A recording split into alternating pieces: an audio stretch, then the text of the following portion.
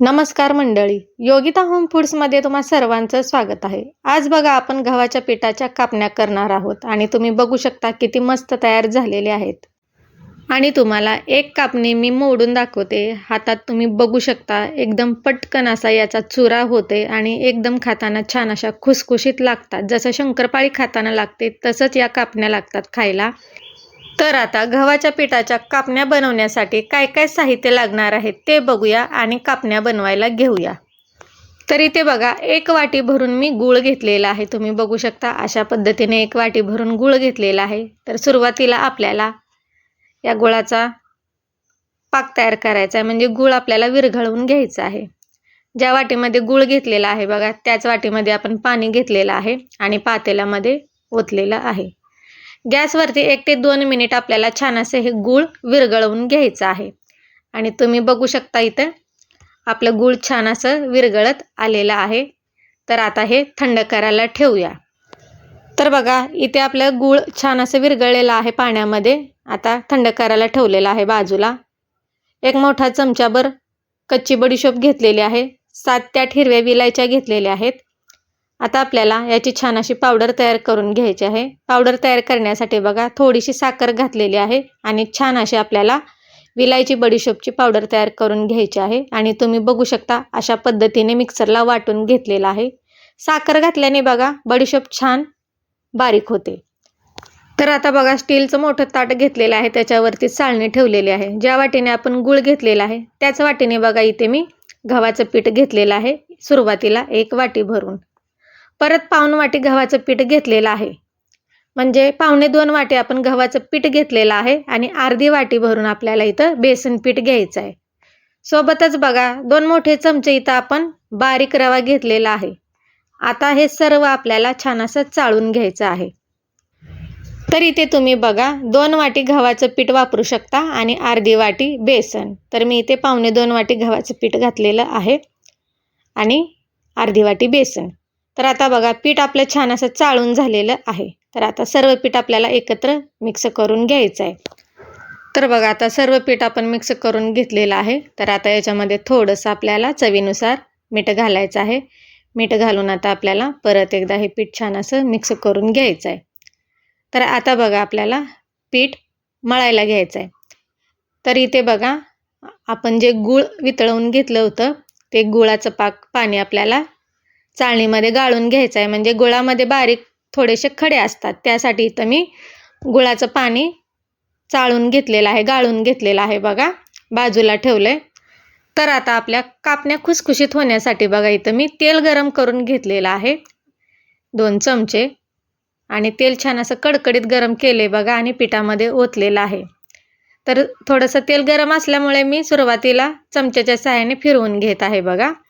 तर नंतरने आपल्याला हे पीठ छान असं हाताने चोळून घ्यायचं आहे. म्हणजे पिठाचा छान असा मुटका होईल अशा पद्धतीने सर्व तेल आपल्याला पिठाला लावून घ्यायचं आहे. तुम्ही बघू शकता अशा पद्धतीने आपल्याला हाताने पीठ छान असं चोळून घ्यायचं आहे. जसं आपण शंकरपाळी बनवताना करतो बघा तसं आपल्याला पीठ छान असं चोळून घ्यायचं आहे.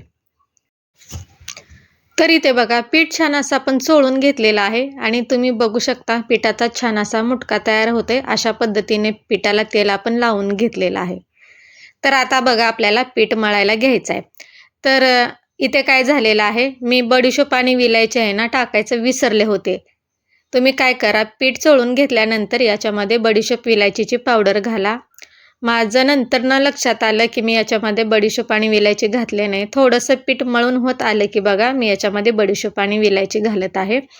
तर आपल्याला बघा जे गुळाचं पाणी आपण तयार केलं होतं थोडं थोडं पाणी घालून आपल्याला याचा छान असा घट्टसर गोळा तयार करायचा आहे.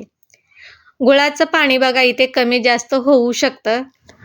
तर आता बघा थोडं थोडं पाणी घालून अशा पद्धतीने आपल्याला एक गव्हाचं पीठ मळून घ्यायचं आहे. आणि आत्ता बघा मी शेवटीला बघा इथं बडीशोप आणि विलायचीची पावडर टाकत आहे, ते पण चाळून. बडीशोप आणि विलायचीची पावडर टाकल्याने कापण्या छान चवीला लागतात खाताना. तुम्ही शक्यतो लवकर टाका, माझं बाजूला राहिलं होतं विसरलं होतं त्यासाठी मी शेवटी टाकत आहे.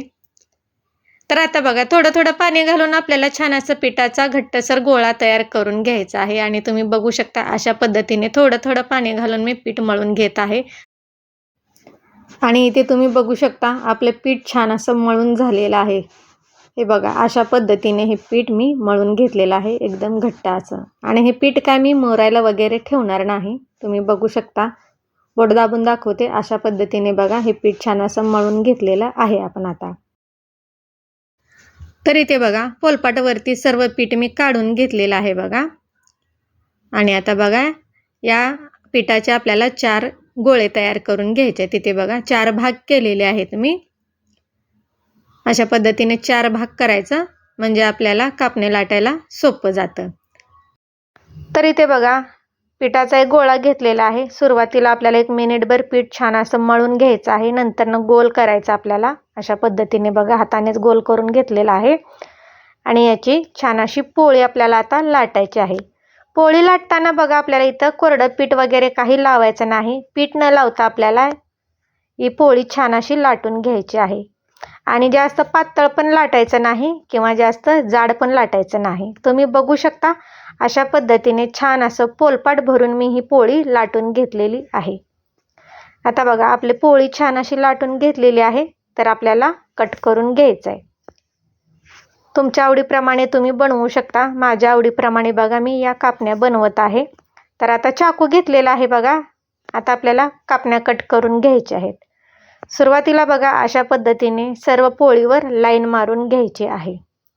कापण्या थोड्याशा मोठ्या आकाराच्याच असतात आणि छान पण दिसतात. जसं शंकरपाळीला कट करतो तशा पद्धतीने आपल्याला इथं एकदम बारीक अशा कट करायच्या नाहीत. तुम्ही बघू शकता अशा पद्धतीने आपल्याला छान अशा मोठ्या मोठ्या आकाराच्या कापण्या बनवून घ्यायच्या आहेत. आणि तुम्ही बघू शकता अशा पद्धतीने मी कट करून घेत आहे. आणि इथे बघा सर्व कापण्या आपण कट करून घेतलेले आहेत, लाईन मारून घेतलेली आहे. आणि तुम्ही बघू शकता किती छान दिसतंय. तर एक कापणी बघा तुम्हाला मी दाखवते. हे बघा इतकीशी जाडी ठेवलेली आहे आणि लांबीला अशा पद्धतीने आपण कट केलेलं आहे. तुम्ही बघू शकता छान असं आपण कापण्या कट करून घेतलेल्या आहेत. तर आता आपल्याला या कापण्या तळून घ्यायच्या आहेत. तर कापण्या तळण्यासाठी सुरुवातीलाच मी तेल गरम करायला ठेवलं होतं. तर बघा तेल छान असं गरम झालेलं आहे. तर आता या कापण्या तेलामध्ये आपल्याला सोडायच्या आहेत. मी भरपूरच एकदम कापण्या घातलेल्या आहेत. काय होतं माहिती आहे, थोडं थोडं जर आपण कापण्या तेलामध्ये टाकल्या ना, त्या कापण्या अशा एकदम घट्ट होतात, दातात चावताना ना एकदम कडक अशा लागतात. त्यासाठी बघा सुरुवातीला भरपूर अशा मी कापण्या सर्व कट केलेल्या घातलेल्या आहेत तेलामध्ये बघा. आणि बघा मंद आचेवर छान असं आपल्याला या कापण्या तळून घ्यायच्या आहेत. जसं जसं कापण्या या बारीक गॅसवर आपण तळतो ना, तसं ह्या कापण्या छान असं आतून क्रिस्पी तयार होतात. आणि तुम्ही बघू शकता आपल्या कापण्याचा छान असा रंग बदलत आलेला आहे. सुरुवातीला एकदम गॅस मोठा करायचा आणि कापण्या टाकून झाल्यानंतर 1-2-3 मिनिटांनी आपल्याला गॅस बारीक करायचा आहे आणि कापण्या छान अशा तळून घ्यायच्या आहेत.